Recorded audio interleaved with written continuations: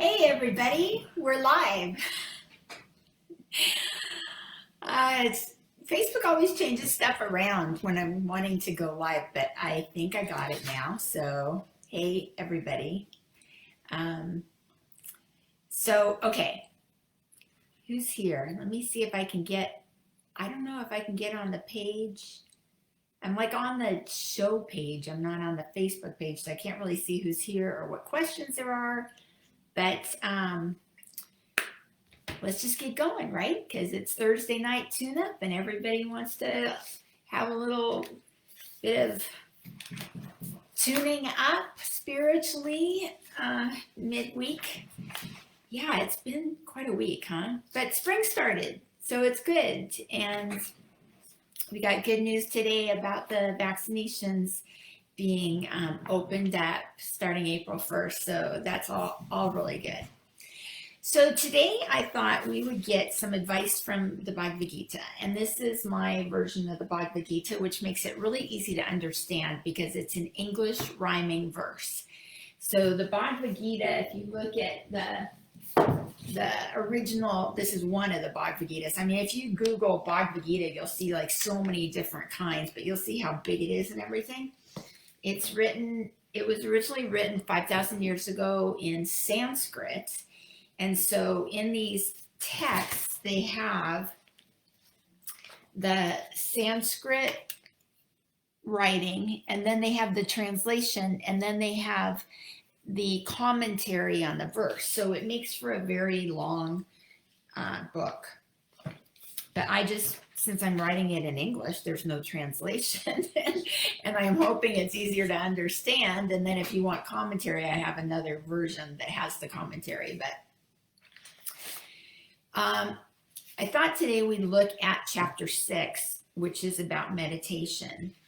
And it's about a lot more than meditation too. Because it's really about, how to live our lives.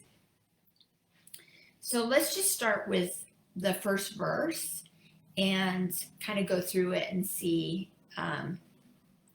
what we can garner from this beautiful wisdom. So the setting, as you may recall in the Bhagavad Gita, is we're actually on a battlefield. And Arjuna, who represents us, he's like the everyman. So we're the everyman, the every woman, the every person, is in a dilemma. He is a warrior, but he's about to fight in this war that he doesn't really believe in. He doesn't want to kill the people on the other side who are supposed to be his enemies, but they're not really his enemies. They're also his family and friends and stuff. And yeah, they have a disagreement and the stakes are high. The kingdom is at risk and Arjuna is on the good guy side, but still he's like, I don't know if I can do this. So he's asked for spiritual guidance from Krishna, who has agreed not to fight, but he will be there to be Arjuna's sounding board, to give him some advice throughout. So Arjuna has been asking him questions this whole time, and Krishna's been, giving these pearls of wisdom out.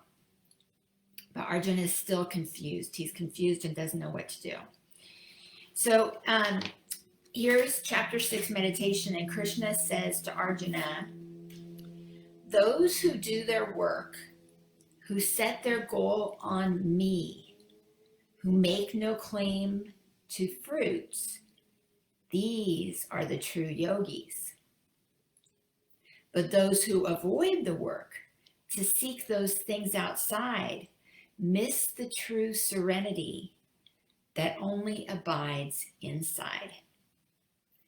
So when Krishna is talking about work here, what he's talking about is the spiritual work that we need to do, the spiritual practices that we need to do. Just like when we want to get in shape physically, we need to exercise, we need to eat right, we need to build up these muscles. Same thing spiritually. When we want to grow spiritually, we need to do practices. We need to watch our behavior, watch our thoughts, meditate, be nice, all those things have all those virtues that Krishna's been telling us about. We need to practice what we preach. We read these books and get glimpses of what highly evolved spiritual people were like, and those people are our examples of what we can be like. So we need to strive to be like them. People like Ramakrishna and Vivekananda and Sharada Devi, they came into this life to be an example for all of us. So we can learn from how they lived their lives. And there's many others too, Jesus, for example. I mean, everybody knows who Jesus is, and look at how Jesus lived his life. Buddha, Gandhi, there's many, many, many, Ramana Maharshi, Sri Chaitanya.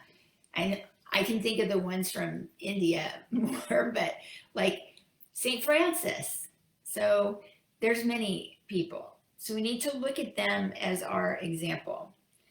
And that's what he's saying. Do your work, set your goal on me. Like, find someone like that who is a role model, an example for you, and try to live your life the way they lived their life. Because the goal is we want to be, as spiritual as them. Okay, who make no claims to fruits. What does that mean? So we're doing it because we know we're doing it for our own good. We're not going to stop doing it if we don't make the goal, right? That's the fruits.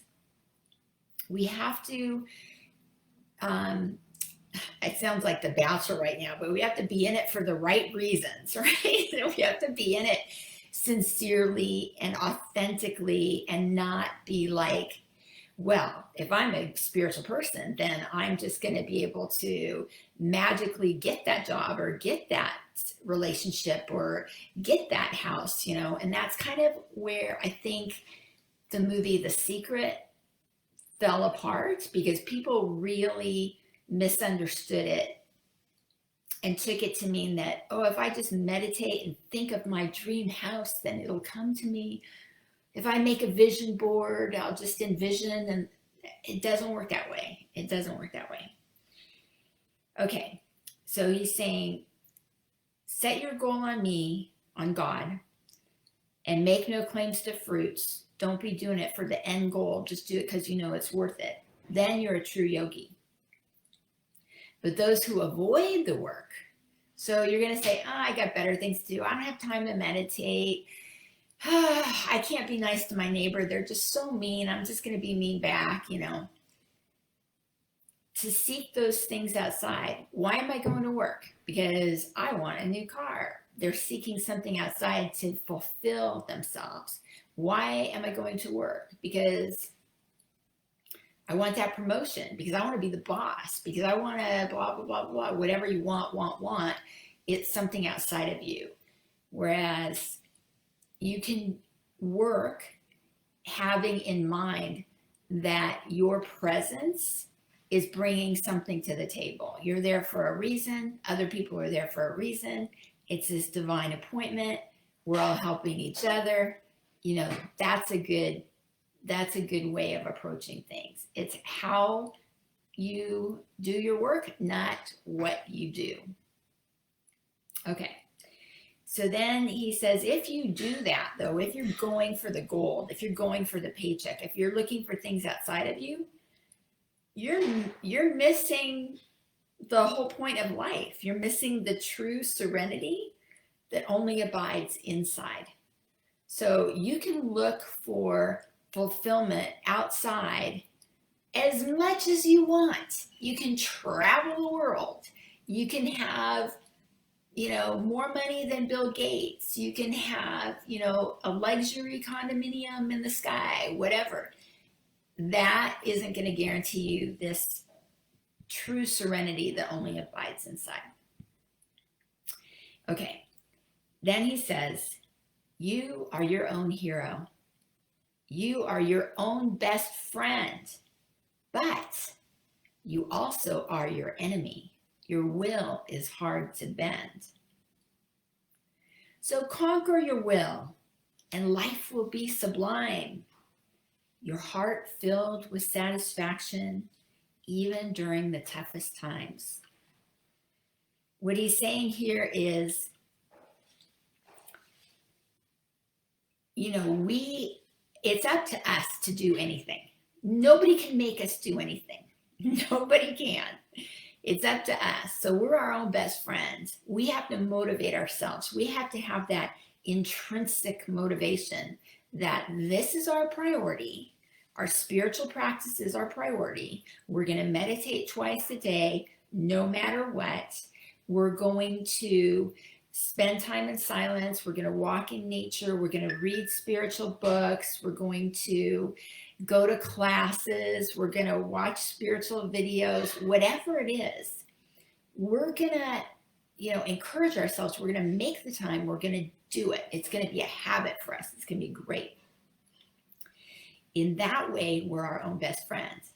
But we're also our own enemy, because we get this will, that drives us in the other direction. This will that says, yeah, but let me just look on Facebook first, or let me just answer these emails first, or let me just, there's a sale at the mall. I'll just do that. And when I get home, I'll meditate. Or, I have so much work to do. I'm going to do all this work, and then whatever time is left over, I'm going to meditate. Upside down and backwards. No, that's not how you do it. In that way, we're being our worst enemy. So Krishna's advice is, conquer your will, and life will be sublime. Our heart filled with satisfaction, even during the toughest times. So even, our hearts will be filled with satisfaction. We'll have that contentment, that warm glow, that light that shines within, that, smile that you just can't help smile. And it doesn't go away, even during the toughest times, which we're kind of in one of the toughest times right now, right? Under lockdown with COVID and all that. We see some sunshine on the horizon. We're moving towards it. Hallelujah, this is great. But it's been like a year of living like this. And so many of us have lost people and suffered financially and lost jobs, and on and on and on. We miss our people, we miss our friends, we miss going to church. But thank goodness we've adapted, and we have, Facebook Live and Zoom, and ways that we can really connect with each other in that way. So in a way, necessity is the mother of invention, and this was necessary, and this is what we did. We rose to the occasion. So that's very good. Okay, so then he continues, the stone, the earth, the gold, all from the one place came. Your well-wishers, friends, and foes, you'll see, are all the same. There's no value attributed to anything in spirituality. Any value attributed to a stone, some dirt, or a piece of gold is society putting a value on it, right? But we know that we may have just like a little, dime store charm that came in a Cracker Jack box or something, but because someone we loved gave it to us, it has this sentimental value, and it means something to us. It has value to us. So that's just an example. It doesn't matter. It works the same way with people too. It doesn't matter how old you are, where you come from, what your skin color is, what your religion is. We are all alive. And what makes us alive is that inner light of the divine. That has no color, no age, no background, no history. That is timeless and perfect. And it's in every single being, living being on this planet. So my life is no more valuable than, a stray cat outside. It's life is life is life is life.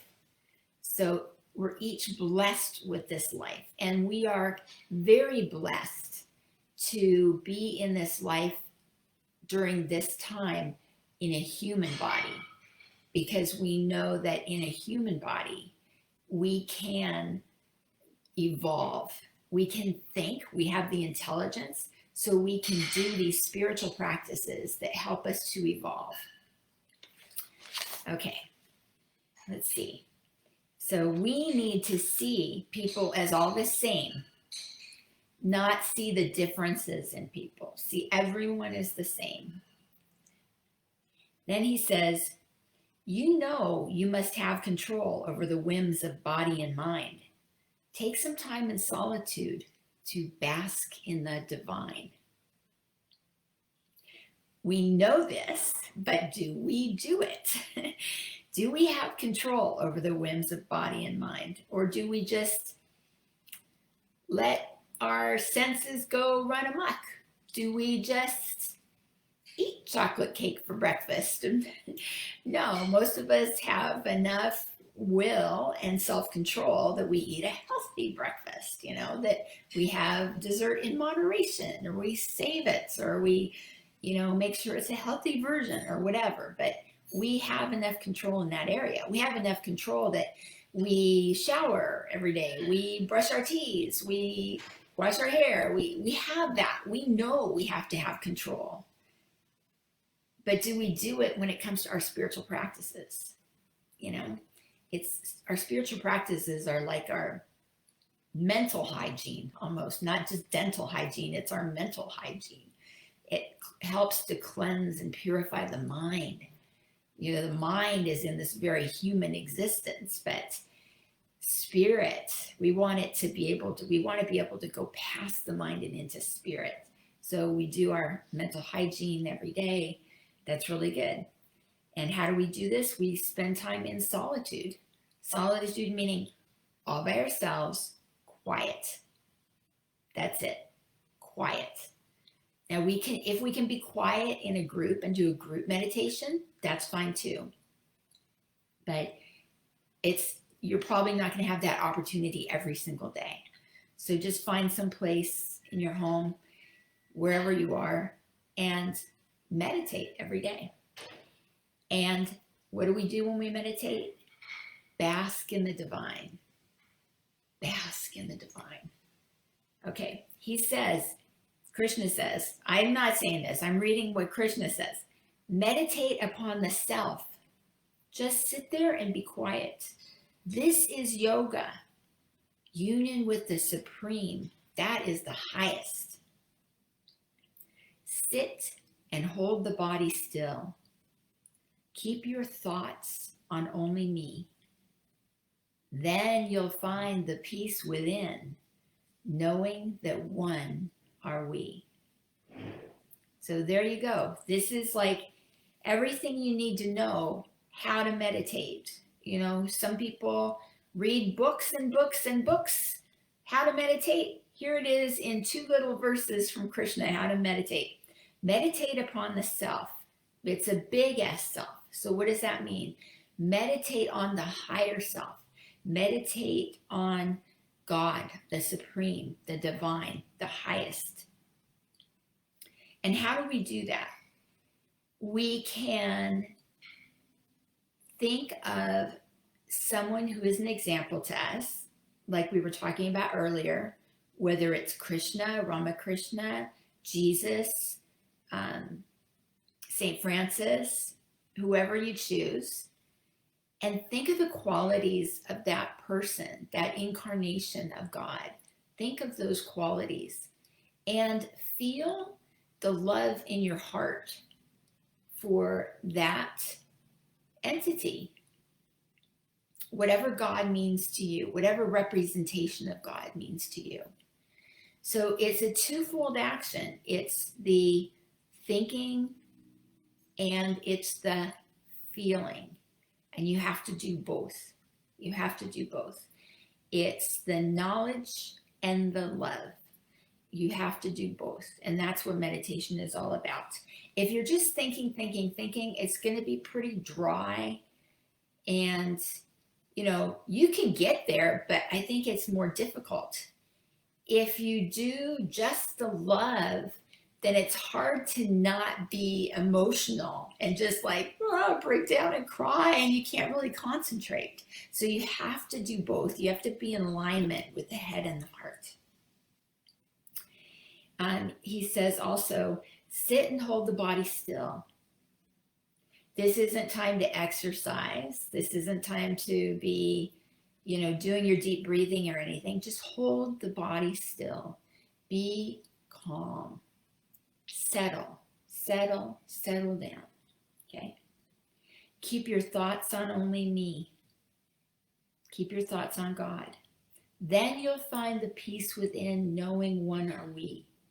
This is all about that sameness, the unity, that everyone's the same. We're all connected. We're all one. Science of Mind says the same thing. We're all one.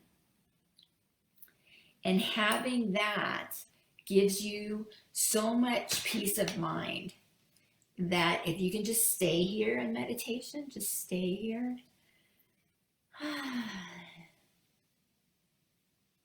It feels really good. And then what happens is, you stay there for like 20 minutes, 30 minutes, whatever you can do, as much as you can do, even 5 minutes. If you can only do 5 minutes, just stay there for 5 minutes, stay there. And then when you're ready to come out of meditation, be gentle with yourself coming out of meditation. Don't just go, oh, time's up. I'm up and running and answering the phone and doing this kind of stuff. No. Be gentle. Transition back into your day. Okay?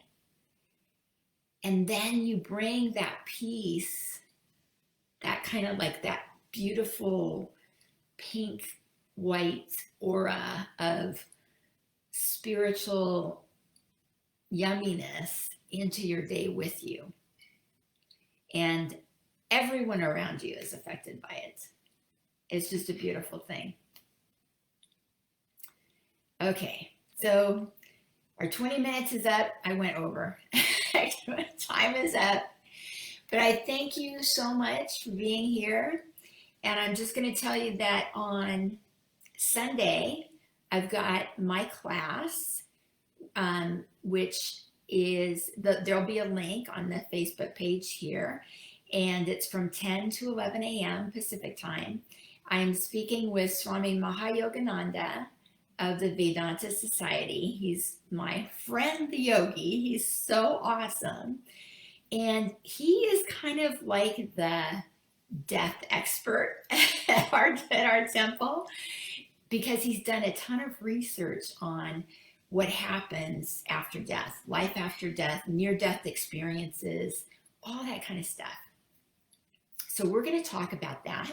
And of course, you're welcome to participate and ask questions and bring any of your own experiences to the table. It's going to be really fabulous. So that's Sunday from 10 to 11. And then at noon, Pam and I will be on Facebook Live right here. Pam Gagan, our minister, and we're going to be doing another East Meets West. And I forget what the topic is, but it's East Meets West, and it's going to be really fun because I always have a blast with Pam. She's really cool. Okay, love you guys, and I hope to see you on Sunday. Thanks. Bye.